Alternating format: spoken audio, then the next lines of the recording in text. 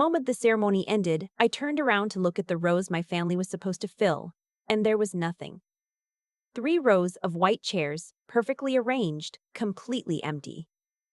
The programs we printed with their names were still sitting on the seats, untouched. I had reserved them 6 months in advance. I had called my mother 4 times that week alone. I had even offered to pay for their hotel, 2 nights, fully covered, because I wanted them there. Because some part of me still believed, after everything, that on the one day that mattered most they would show up. They didn't. My husband squeezed my hand. He didn't say anything. He didn't have to. I'm a licensed CPA at a mid-sized firm in Charlotte. I've been there 7 years. I own my condo. I max out my 401k. I have a savings account with a number in it that would make my father furious if he knew. Because his whole leverage over me, his whole identity as a parent, was the idea that I needed him, that without his guidance, his approval, his hand steadying the wheel, I would fall apart. I never fell apart. That was the problem. I grew up in a house where love was conditional, and the conditions were always shifting. My father was the kind of man who praised you in public and dismantled you in private. He'd introduce me to his friends as my daughter, the accountant, with this pride in his voice that felt genuine, and then come home and spend 30 minutes at the kitchen table explaining why my choices were embarrassing, why I should have gone to law school, why my apartment was in the wrong neighborhood, why the man I was marrying wasn't ambitious enough, wasn't from the right background, hadn't impressed him in the right way. My husband is a high school history teacher. He coaches the JV soccer team. He makes a modest salary, and he's the most decent human being I have ever known. My father met him twice and decided both times that he wasn't worth knowing. My mother went along with everything my father said. She always had. I used to think it was fear. By the time I was 30, I understood it was choice. My brother was my father's son in every way that mattered. 3 years older than me, never left the city we grew up in, still had Sunday dinners with my parents every week. He called me selfish for moving to Charlotte. He called me selfish for not coming home enough. He called me selfish when I set a boundary about unannounced visits. He used the word selfish the way some people use punctuation, constantly, reflexively, without real thought. I spent years trying to earn my place in that family, years showing up, calling back, swallowing things that should not have been swallowed. I sent birthday cards. I drove home for holidays even when I was exhausted. I sat through dinners where my father talked over me for 2 hours and then walked me to my car afterward and said, "Good to see you, sweetheart," like nothing had happened. I kept thinking, next time will be different. It never was. When my husband proposed, I cried for 20 minutes straight. Happy tears, but also something else. Relief. The relief of being chosen by someone who actually saw me. We planned a small wedding. 42 people. Ceremony at a botanical garden outside Charlotte. Dinner at a restaurant we loved. Nothing extravagant. I told my family the date 11 months in advance. I sent save the dates. I sent formal invitations. I followed up by phone. I offered to book and pay for a hotel block 30 minutes from the venue. My mother said they would be there. My father said, and I am quoting this exactly because I wrote it down afterward, "We'll see." I should have known then. 3 weeks before the wedding, my brother called me. He said my father was upset about the seating arrangement. We had put family at 2 long tables near the front. There was no assigned seating beyond that, it was casual, and apparently my father had expected a head table with a formal placement that centered him. I explained patiently that we weren't doing a head table. It was a garden wedding. It was relaxed. He said my father found that disrespectful. I said I was sorry he felt that way, but I wasn't changing the setup. My brother called me selfish. I hung up. The week before the wedding, no one called. I texted my mother to confirm they had the address, and she replied with a thumbs up emoji. A thumbs up emoji. For my wedding. I told myself it was fine. I told myself that the thumbs up meant yes, we're coming, we're just not big on pre-wedding communication. I told myself a lot of things that week, because the alternative, sitting with the possibility that my own family might not come, was not something I could afford to sit with 4 days before I was getting married.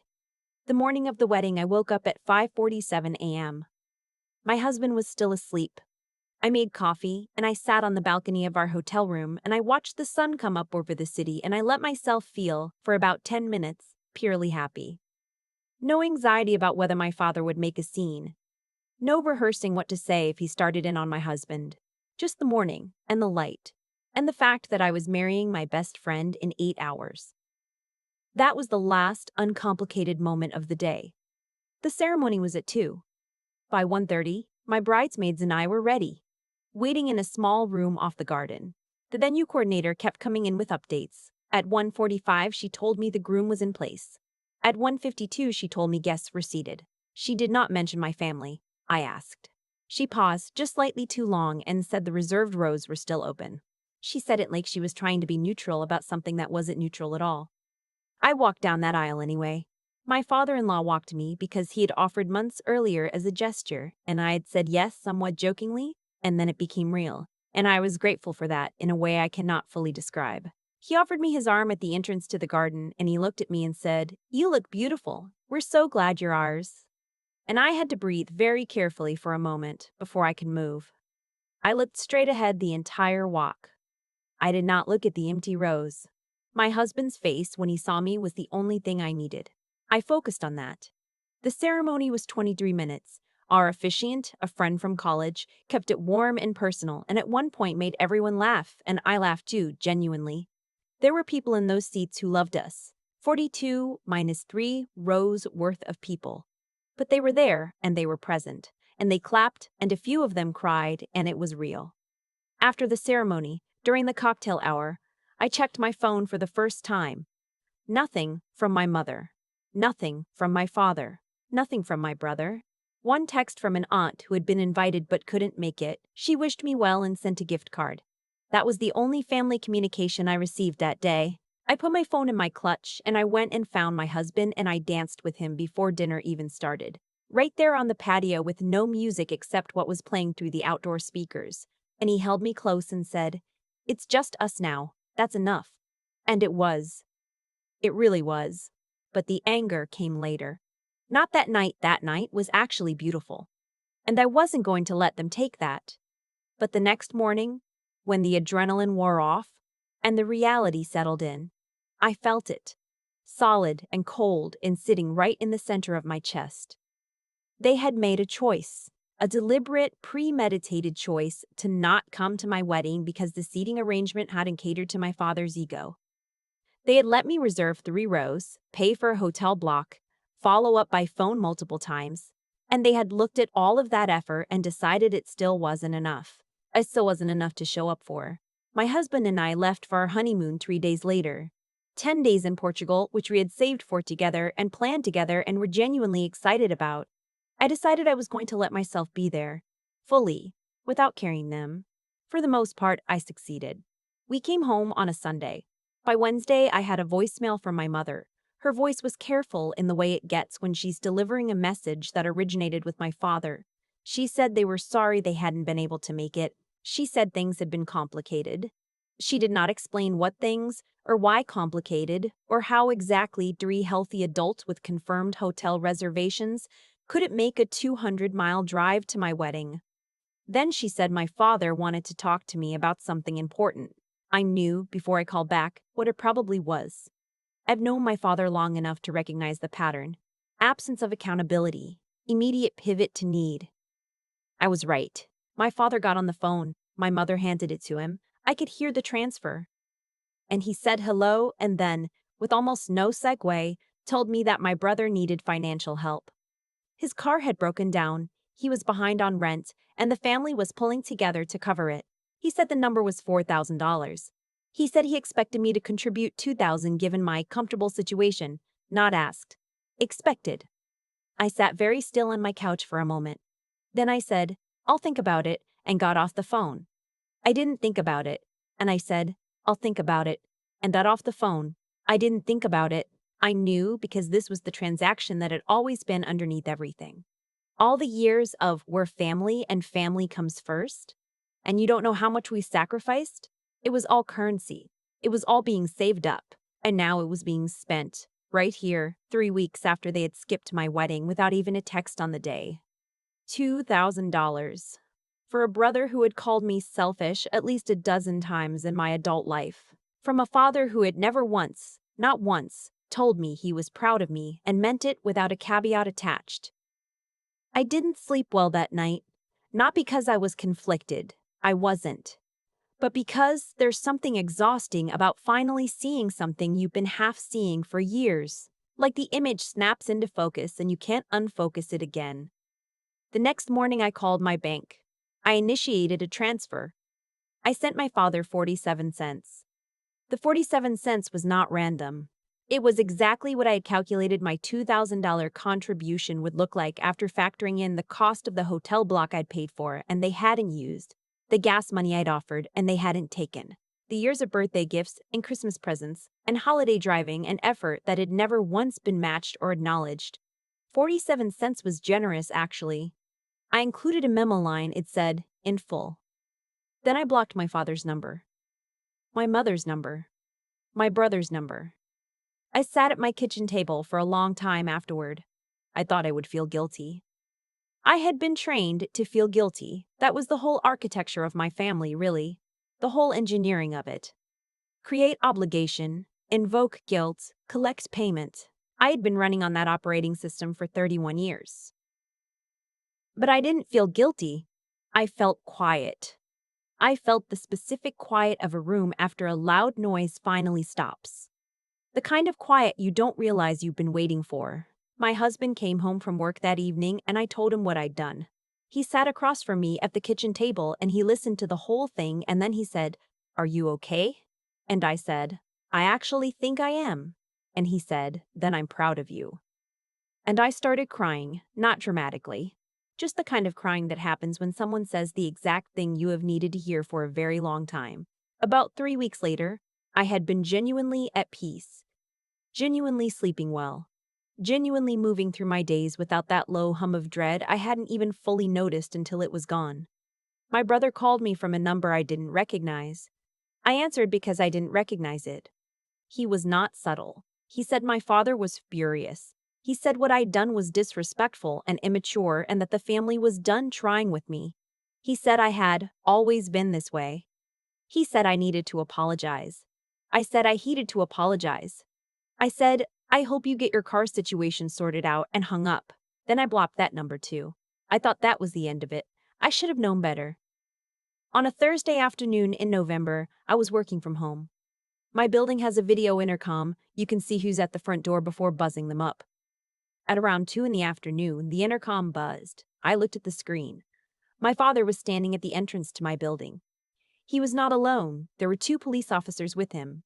I want to try to describe what it felt like to see that image on the screen, because it was genuinely strange. My first response was not fear exactly. It was something more like, of course. Of course he escalated to this. Of course this is where we ended up. He had tried the phone and I hadn't answered. He had sent my brother as a proxy and that hadn't worked. So now he was standing outside my building with law enforcement because that was the next tool in the box. I took a breath. I called my husband. He was at school, but he stepped into the hallway and talked to me for 3 minutes, and his voice was steady and that helped. Then I called my company's HR department. Not for any procedural reason. I just wanted to tell someone official what was happening before I did anything else. My HR director picked up and I explained the situation in about 90 seconds, and she said, "Document everything. Do you want me to stay on the line?" I said no.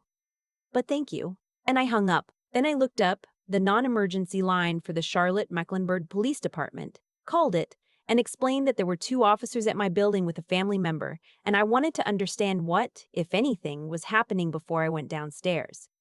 The dispatcher was helpful. She told me I could simply go down and speak with the officers directly, that I was under no obligation to let anyone into my building, and that if I felt safe doing so, I could ask the officers what they were there about.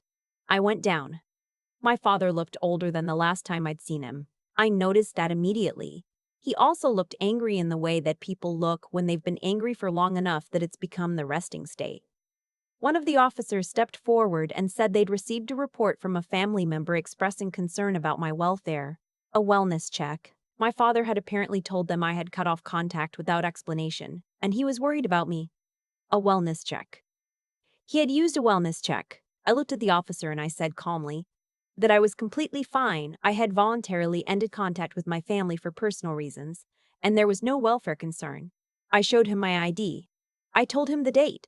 I said I could provide my employer's contact information if needed. The officer looked at me for a moment and then nodded and said that was all he needed. Then he turned to my father and explained, briefly and professionally, that I was clearly fine and this matter appeared to be a family disagreement rather than a welfare issue, and that filing a false or misleading wellness check report had legal implications he should be aware of. My father started to say something. I don't know what, because I'd already turned and walked back into my building. I didn't run, I didn't cry, I didn't look back. I went upstairs, made a cup of tea, and sat down at my desk and continued working. I did file a formal report afterward, non-emergency, documentation only, stating that the wellness check had been used as a pretext for contact after I had blocked all communication. The officer I spoke to on the phone was helpful and took notes. I don't know if anything came of it formally. I know that it created a record, and that records matter. My husband came home early that day. He brought takeout and we sat on the couch and he let me talk through the whole thing, and when I was done, he said, "They tried and it didn't work." That's it. That's the whole story. And he was right. That was the whole story. That was over a year ago now. I have not heard from my father, my mother, or my brother since that afternoon. I don't know if that's because the officer's warning landed, or because they ran out of options, or because they moved on to directing their energy somewhere else. It doesn't really matter. What I know is that the quiet is still here. A year later, and it's still here. My husband and I started talking about kids, seriously, a few months ago. When I imagine my children, who they'll be, what our home will feel like, there's a lightness to it that I don't think would have been there before. Because I'm not imagining having to manage my father at a birthday party. I'm not imagining teaching a small person how to navigate around someone else's anger. I'm not inheriting any of that. None of it is coming with us. I think about the comments someone left on one of the videos I watched. During that time, when I was sitting with all of this, trying to understand it, finding comfort in knowing other people had been here too. They wrote, "It is good for the soul to let go of the toxins in your life." They said it simply, like a fact, and it was. It is. I waited 31 years for my father to show up. He finally did. He showed up at my door with police officers, trying one last time to control something he'd already lost, and I walked away. That was the moment I stopped waiting. There's a version of this story where I feel like the villain. I know that version exists because I used to tell it to myself. The daughter who moved away, who didn't come home enough, who refused to adjust the seating chart, who sent 47 cents and a memo that said "in full," and then blocked 3 people she'd known her entire life. On paper, in the version my father would tell, I'm difficult. I'm cold. I'm the one who broke the family. But here's what I've learned about cause and effect. It doesn't care about narratives. It only cares about what actually happened, in order over time.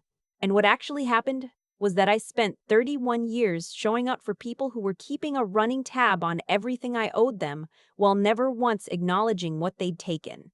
That's not a family. That's a transaction dressed up in the language of love. The 47 cents wasn't cruelty. It was clarity. It was me finally doing the math out loud instead of just absorbing the deficit quietly, the way I had been taught to.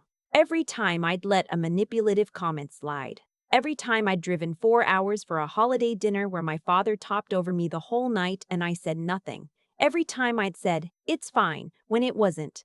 I thought I was being good. I thought that was what integrity looked like. But integrity without self-respect isn't integrity. It's just endurance. And endurance alone doesn't build anything. It just delays the collapse. What actually took strength, the kind of strength that I had to grow into, that didn't come naturally, that I had to choose deliberately, was the decision to stop. Not in anger, not in a dramatic confrontation, just quietly, clearly, with a 47-cent transfer and a block button. That decision required me to trust my own read of the situation more than I trusted the version of reality my father had been constructing for 3 decades. That's harder than it sounds. When someone has been telling you who you are since you were a child, choosing to believe your own account over theirs is an act of genuine courage. And the wellness check. My father standing at my door with 2 police officers, trying one last time to use a system to control me. That was the moment I understood something I want to hold on to. People who rely on manipulation don't stop when you leave. They escalate. They find new tools. The only thing that actually ends it is refusing to respond to the escalation. not explaining yourself, not defending yourself, just turning around and walking back inside. I walked back inside, I made tea. I went back to work. And that evening, my husband came home and said he was proud of me. And I felt it land somewhere it had never landed before. Not as a performance review, not as a conditional reward, just as a true thing said by someone who meant it. That's the life I'm building now. Not around people who kept score, but around people who show up. The empty rose at my wedding turned out to be the most honest thing my family ever gave me. They showed me exactly what I was working with. And once I could see it clearly, I finally knew what to do.